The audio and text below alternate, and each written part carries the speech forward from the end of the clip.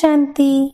18 जनवरी 1971 के अव्यक्त बाप दादा के हम बच्चों प्रति अनमोल महावाक्य।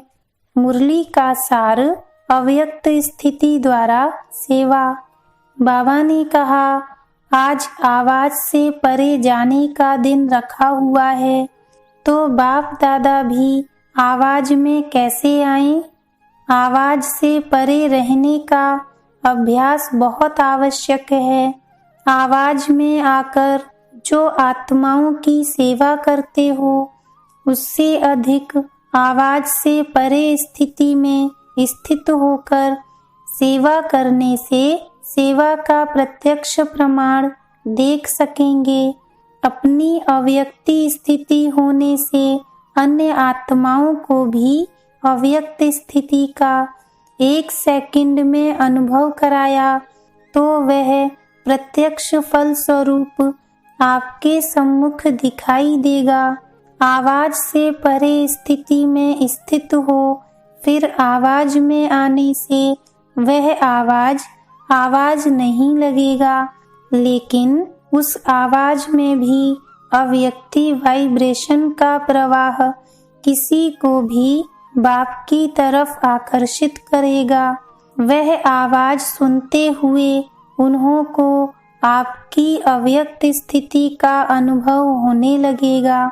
जैसे इस साकार सृष्टि में छोटे बच्चों को लोरी देते हैं, वह भी आवाज होता है, लेकिन वह आवाज से परे ले जाने का साधन होता है। ऐसे ही अव्यक्त स्थिति में स्थित होकर आवाज में आओ तो आवाज से परे स्थिति का अनुभव करा सकते हो।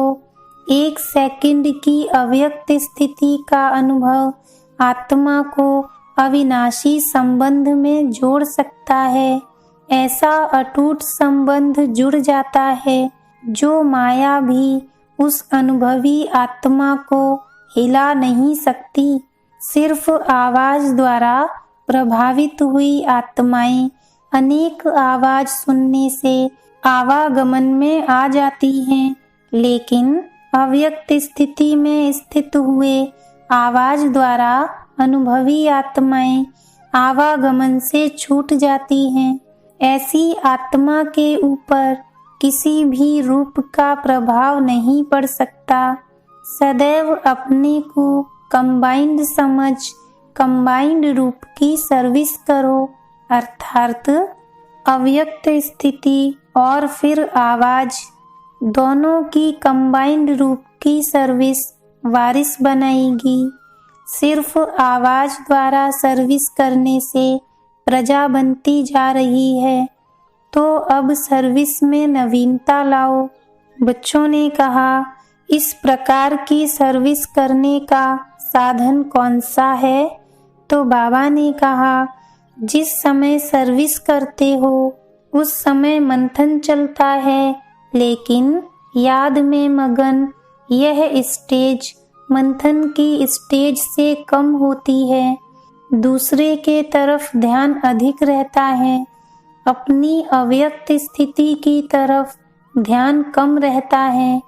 इस कारण ज्ञान के विस्तार का प्रभाव पड़ता है, लेकिन लगन में मगन रहने का प्रभाव कम दिखाई देता है। रिजल्ट में यह कहते हैं कि ज्ञान बहुत अच्छा है, लेकिन मगन रहना है, यह हिम्मत नहीं रखते, क्योंकि अव्यक्त स्थिति द्वारा लगन का अर्थात संबंध जोड़ने का अनुभव नहीं किया है। बाकी थोड़ा कणा दाना लेने से प्रजा बन जाती है। अब के संबंध जुटने से ही भविष्य संबंध में आएंगे, नहीं तो प्रजा में तो नवीनता यही लानी है जो 1 सेकंड में अव्यक्ति अनुभव द्वारा संबंध जोड़ना है। संबंध और संपर्क दोनों में फर्क है। संपर्क में आते हैं, संबंध में नहीं आते, समझा? बाबा ने कहा, आज के दिन अव्यक्त स्थिति का अनुभव किया है, यही अनुभव सदा काल कायम रखते रहो तो औरों को भी अनुभव करा सकेंगे। आजकल वाणी व अन्य साधन अनेक प्रकार से अनेकों द्वारा आत्माओं को प्रभावित कर रहे हैं, लेकिन अनुभव सिवाय आप लोगों के अन्य कोई नहीं कर सकते हैं, न करा सकते हैं। इसलिए आज के समय में यह अनुभव कराने की आवश्यकता है। सभी के अंदर अभिलाषा भी है, थोड़े समय में अनुभव करने के इच्छुक हैं, सुनने के इच्छुक नहीं हैं।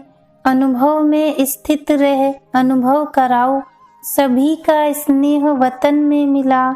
सुनाया था 3 प्रकार की याद और स्नेह वतन में पहुंची। वियोगी, योगी और स्नेही तीनों ही रूप का याद प्यार बाप दादा को मिला। रिवाइज कोर्स के वर्ष भी समाप्त होते जा रहे हैं। वर्ष समाप्त होने से स्टूडेंट को अपनी रिजल्ट निकालनी होती है, तो इस वर्ष की रिजल्ट में हर एक को अपनी कौन सी रिजल्ट निकालनी है, इसकी मुख्य 4 बातें ध्यान में रखनी हैं। 1. अपने में सर्व प्रकार की श्रेष्ठता कितनी है। 2. संपूर्णता में व सर्व के संबंध में समीपता कितनी आई है। 3. अपने में व दूसरों के संबंध में संतुष्टता कहाँ तक आई है। और 4. अपने में शूरवीरता कहाँ तक आई है। यह 4 बातें अपने में चेक करनी है। आज के दिन अपनी रिजल्ट को चेक करने का कर्तव्य पहले करना है।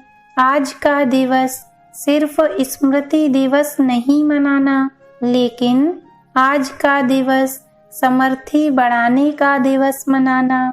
आज का दिवस स्थिति व स्टेज ट्रांसफर करने का दिवस समझो। जैसे आजकल ट्रांसपेरेंट चीजें अच्छी लगती है ना, वैसे अपने को भी ऐसी ट्रांसपेरेंट स्थिति में ट्रांसफर करना है। आज के दिन का महत्व समझा।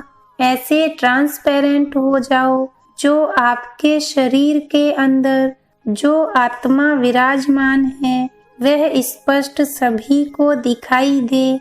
आपका आत्मिक स्वरूप उन्हों को अपने आत्मिक स्वरूप का साक्षात्कार कराए। इसको ही कहते हैं अव्यक्ति व आत्मिक स्थिति का अनुभव कराना। बाबा ने कहा, आज याद के यात्रा की रिजल्ट क्या थी? स्नेह स्वरूप थी या शक्ति स्वरूप थी? यह स्नेह भी शक्ति का वरदान प्राप्त कराता है। तो आज स्नेह का वरदान प्राप्त करने का दिवस है। एक होती है पुरुषार्थ से प्राप्ति, दूसरी होती है वरदान से प्राप्ति। तो आज का दिन पुरुषार्थ से शक्ति प्राप्त करने का नहीं, लेकिन स्नेह द्वारा शक्ति का वरदान प्राप्त करने का दिवस है। आज के दिन को विशेष वरदान का दिन समझना। स्नेह द्वारा कोई भी वरदाता से वर प्राप्त हो सकता है, समझा? पुरुषार्थ द्वारा नहीं, लेकिन स्नेह द्वारा। किसने कितना वरदान लिया है वह हर एक के ऊपर है, लेकिन स्नेह द्वारा सभी समीप आकर वरदान प्राप्त कर सकते हैं। वरदान के दिवस को जितना जो समझ सके उतना ही पा सकता है। कैच करने वाले की कमाल होती है। आज के वरदान दिवस पर जो जितना कैच कर सके उन्होंने उतना ही वरदान प्राप्त किया। जैसे पुरुषार्थ करते हो एक बाप के सिवाय और कोई याद आकर्षित न करे, ऐसे आज का दिन सहज याद का अनुभव किया। अच्छा, ओम शांति।